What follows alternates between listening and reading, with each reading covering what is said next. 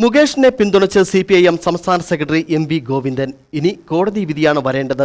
ധാർമ്മികതയുടെ പേരിൽ MLA സ്ഥാനം രാജിവെച്ചാൽ പിന്നീട് തിരിച്ചു കിട്ടുമോ? എന്തായാലും കോടതി പറയട്ടെ, അത് കഴിഞ്ഞ് മറ്റ് കാര്യങ്ങൾ നോക്കാമെന്നും MV ഗോവിന്ദൻ തൊടുപുഴയിൽ പറഞ്ഞു. അവിടെ വേണ്ടത് എന്താ വെച്ചാൽ കോടതിയുടെ വിധി വരണം.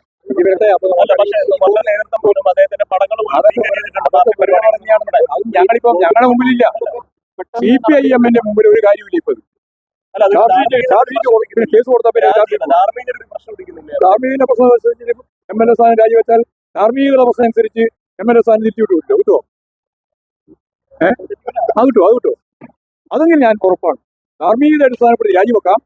ധാർമ്മികത കോടതിയുള്ള വിധി വരുമ്പോൾ ധാർമ്മികത എല്ലാം പറഞ്ഞതല്ല സ്ഥിതി എന്ന് വന്നാൽ അപ്പോൾ നിങ്ങൾ ഈ പറയുന്ന MLA സ്ഥാനം തിരിച്ചു കൊടുക്കാൻ പറ്റുമോ?